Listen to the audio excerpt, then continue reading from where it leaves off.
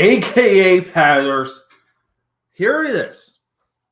Jim Rugg, Hulk, Grain Design, cartoonist KFAB. I've read this on my way home from the office today. Walking and reading. I apologize. I didn't sit down and do a full analysis of this. Let me clear off my desk here. So, before we get into this, as is the KFAB fashion, the book here, this live stream here, is supported by the products of AKA Pad. Uzi Susie. Right now, get this on Etsy. $25 package. I still have a few of them left. Now, if you want this, so leave a comment because I have a second printing because I just found 5. I only have, I think, 5 more left of these, okay? Second printing is going to go on sale very soon. I do have the second printing. Let's have a look. Where is the second printing? Second printing is right here, okay? And we're going to potentially offer this with some new exclusive trading cards, very low price. I feel like the $25 price tag for this priced a lot of people out. Uzi Susie is available on Etsy, and then also for free, akapad.com. You can sign up, get yourself free trading cards. Okay. So, what's my history with the KFABers? I have read Tom Sicoli, Jack Kirby, The Epic Life comic. So this is accurate. It's well researched. It's well conceived. My only criticism, it's not very exciting. It's just not. This is just a unexciting read. Now, you might say, Pete, you're hating on the KFAB. Tom Sicoli's Transformers G.I. Joe is easily a masterpiece. This is an absolute masterpiece.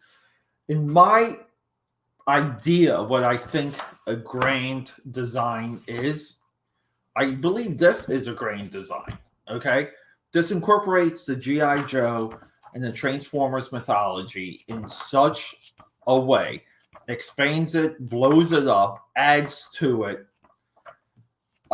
spins your head. This does everything, okay? Can it be any more perfect? I don't know.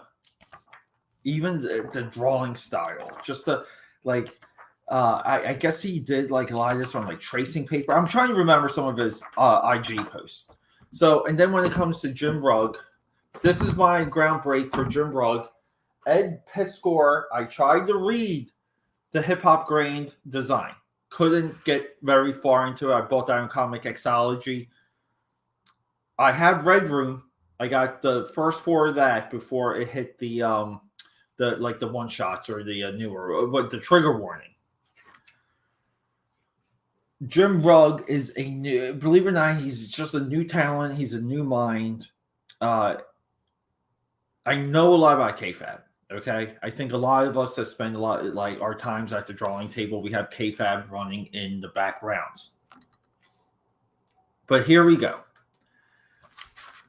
What is grain design? Okay, we got the front. So, quick note: the ads for this, the advertisements completely break the experience. Because my idea for this is that we do want a little bit of a throwback. We want a little bit of a callback, okay? Us having brand new modern ads, modern graphic design, modern computer coloring, modern with the throwback artwork. And they did a really good job with printing the color of the paper. So what you get the impression of. So here we go. See, you get this Electra ad, and it's just like, what are we doing? So I'm already not being pulled into this because grain design to me is an experience. Now, some of this could change with like a reprint or with like a deluxe edition, but we get what we knew this book was going to open with: Bruce Banner getting destroyed, little narration, caught in the heat in the heart of a nuclear explosion, victim of gamma radiation, gone wild. Dr. Robert Bruce Banner now finds himself transformed in times of stress into a 7 feet, 1,000 pound of unfed fury, the most powerful creature to ever walk the earth. Now, if you go into Peter David and Dale Keown's Hulk: The End, where he's fighting those mutated cockroaches, yeah, the Hulk survives, Hulk wins. And then here we go. Right, I was on board, and now I'm off. I'm done. I'm already done. I'm not sure what the intent of this is. Now, with some of the kayfabe stuff, I know maybe Jim Rugg wanted to do more. Marvel gave him 2 issues, or they gave him roughly 80 pages. Cheers, by the way. They weren't that into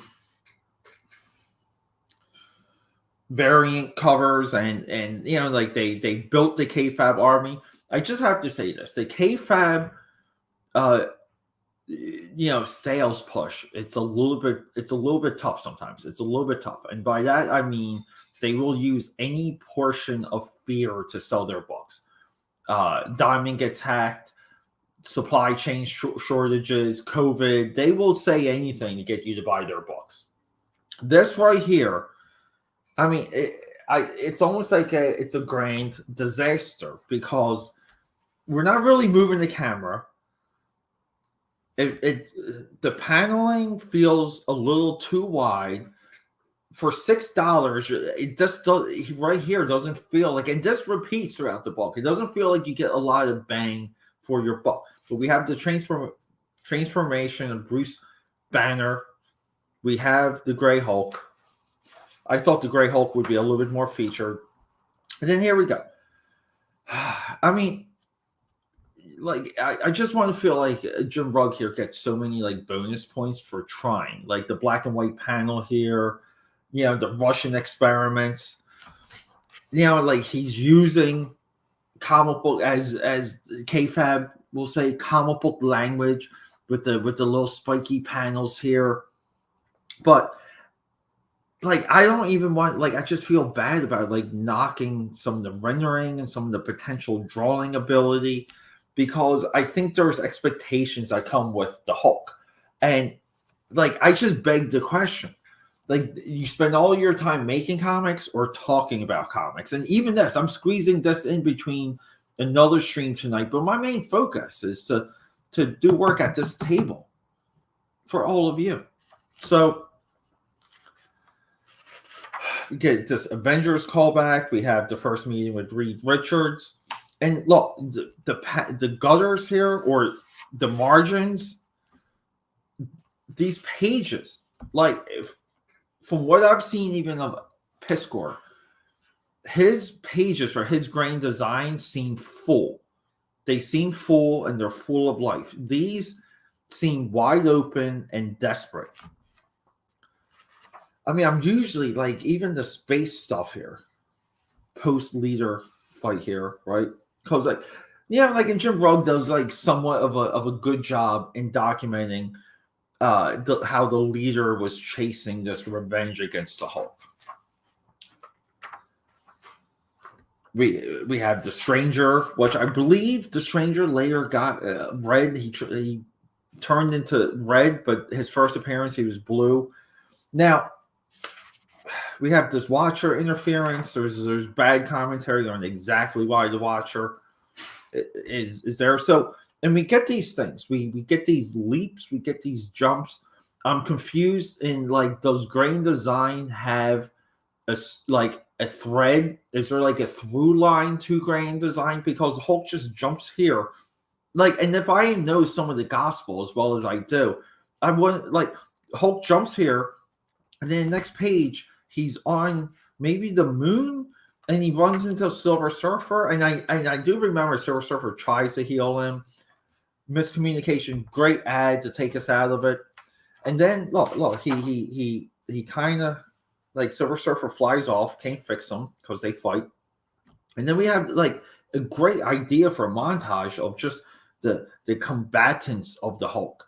and I guess they're like kind of like Marvel stickers. These very much remind me of the Marvel Slurpee 7-Eleven cups. And there was one playing card set, oversized playing card set, I believe from 1978. A lot of this artwork emulates that. I like it. Now, also, what I understand is I'm under the impression that Jim Rugg drew a lot of his work two up. So if it's two up, the detail's not there. Okay. I mean, look, if you want to look at a similar style that's like fantastic genius level, look at Mike Allard. Okay. Mike Allard from Madman, Ecstatics.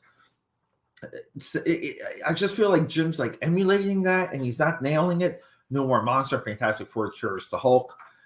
So we get this, we get like the birth of Doc Samson, which I never liked, never agreed with. He doesn't sell it here.